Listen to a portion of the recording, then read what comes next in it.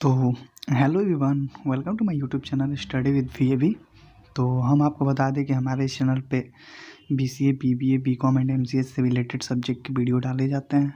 तो अगर आपको हमारा वीडियो अच्छा लगता है तो प्लीज़ हमारे वीडियो को लाइक करें एंड हमारे चैनल को सब्सक्राइब करें। तो हमने एक नया चैप्टर जो कि बिजनेस इकोनॉमिक्स को चालू किया था, उसमें हम डिस्कस करेंगे डिमांड क्या होता है, डिमांड के बारे में, डिमांड मतलब क्या होता है, उसकी मीनिंग क्या होती है, उसको डिस्कस करेंगे। और some effect factor of demand को डिस्कस करेंगे, जिसको हम डिटर्मिनेंट्स के नाम से भी जानते हैं। तो चलिए स्टार्ट करते हैं। Demand is a important economic concept that related to consumers' desire to purchase goods and services and willingness to spend a specific price for them.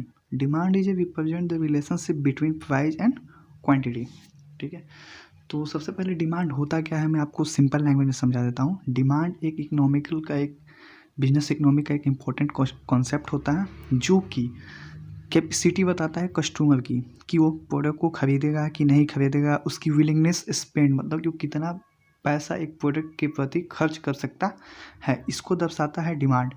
और डिमांड का मीनिंग, जैसे फॉर एग्जांपल अगर आप मार्केट में जा रहे हैं, आपने एक प्रोडक्ट बाई किया जो कि 100 रुपीज़ का है, बट उसकी कॉस्ट के हिसाब से वो बेनिफिट आपको सेटिस्फाई नहीं कर पाया, आपके डिज़ायर को फुलफ़िल नहीं कर पा रहा है, तो वो आप प्रोडक्ट कभी नहीं खरीदेंगे। तो वहाँ पे उस प्रोडक्ट की क्या होगी, डिमांड घटेगी। तो यही होता है एक डिमांड, कि जो भी फुलफ़िल हो कंज्यूमर, जो भी कस्टमर हो, उसकी डिज़ायर के अनुसार वो प्रोडक्ट को पे पैसा खर्च करेगा कि नहीं, यही सब पता चलता है डिमांड के अंदर।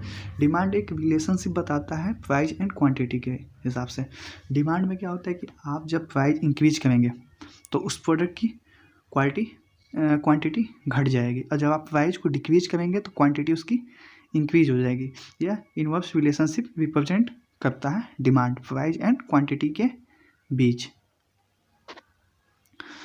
तो और आपको बता दें कि डिमांड यही होता है। आगे सम इफेक्ट भी आपको दिखा दें कि डिमांड के कौन कौन से इफेक्ट होते हैं, फैक्टर जो कि डिमांड को थोड़ा इफेक्टिव बनाते हैं, उसको हम डिटर्मिनेंट्स भी बोलते हैं। फर्स्ट है प्राइस। ठीक है, तो आप सोचेंगे प्राइस कैसे, तो फॉर एग्जांपल आप एक प्रोडक्ट खरीद रहे हैं 20 रुपीज़ में, ठीक है, बहुत दिनों से। अगर उस प्रोडक्ट को हम 30 रुपीज़ कर देंगे, तो जो व्यक्ति 20 रुपीज़ में बाई कर रहा है तो 30 रुपीज़ देने में सोचेगा, तो वहाँ पे क्या होगी, आपने प्रोडक्ट की प्राइस बढ़ा दी तो उसकी क्वांटिटी घट जाएगी, मतलब उस प्रोडक्ट की सेल होने की। तो इसका मतलब कि उसका डिमांड कम हो गया। तो ये होता है प्राइस भी।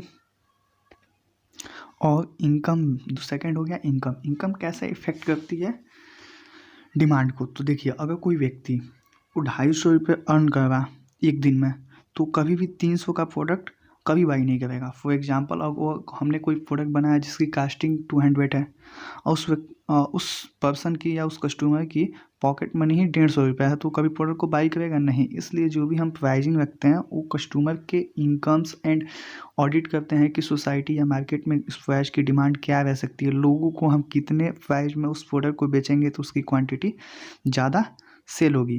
तो ये सब हमको जांच पड़ताल करके ही हम किसी भी प्रोडक्ट का प्राइस देते हैं। तो प्राइस एनालिसिस भी इनकम में किया जाता है, ताकि वो डिमांड ना घटे प्रोडक्ट की। तीसरा है टेस्ट एंड प्रेफरेंस। जैसे कि टेस्ट, अगर फूड के मामले में अगर आप कोई प्रोडक्ट खरीद रहे हैं खाने के लिए, अगर वो प्रोडक्ट 50 रुपीज़ का है, बट वो टेस्ट में उसके आपके जो भी विशेष हैं, आपके जो भी डिज़ायर हैं, उसको फुलफिल या सेटिस्फाई नहीं कर पा रहा, तो वो प्रोडक्ट बेकार है।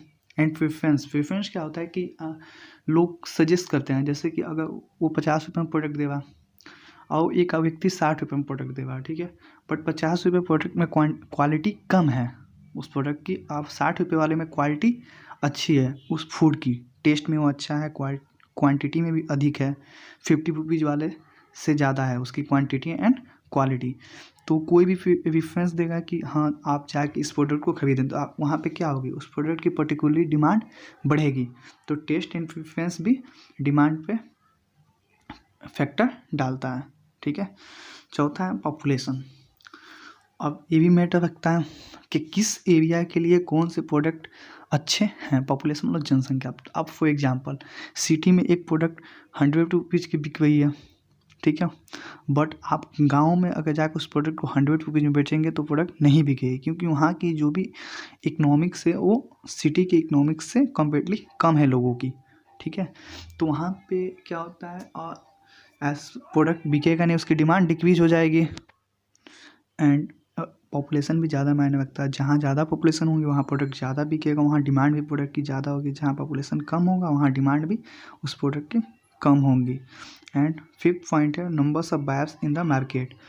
आप कोई प्रोडक्ट बना रहे हैं किसी चीज़ से रिलेटेड या सर्विस बना रहे हैं, तो आप उसको जाके मार्केट में एनालिसिस करेंगे कि वहाँ पे खरीदने वाले कितने लोग हैं। और फॉर एग्जांपल आपने एक प्रोडक्ट बनाया, उसको ऑलरेडी मार्केट में लोग सस्ते दाम पे 50 दुकानों में बेच रहे हैं, तो क्या आपका प्रोडक्ट बिकेगा? नहीं, आपको उसको प्राइसिंग में कम करना पड़ेगा, या आपको कुछ उसमें ज़्यादा क्वालिटी और कुछ एक्स्ट्रा इंट्रोड्यूस करना पड़ेगा, जिसके कारण आपका प्रोडक्ट उन सब प्रोडक्ट को बीट करके आगे बढ़ सके। तो ये होता है सम इफेक्टिव फैक्टर्स ऑफ डिमांड। ऐसा डिमांड बढ़ेगा और घटेगा। तो आई होप कि आपको समझ में आएगा कि डिमांड क्या होता है और some effect factor of demand क्या होता है। तो मिलते हैं एक नए वीडियो के साथ। Thanks for watching my YouTube channel.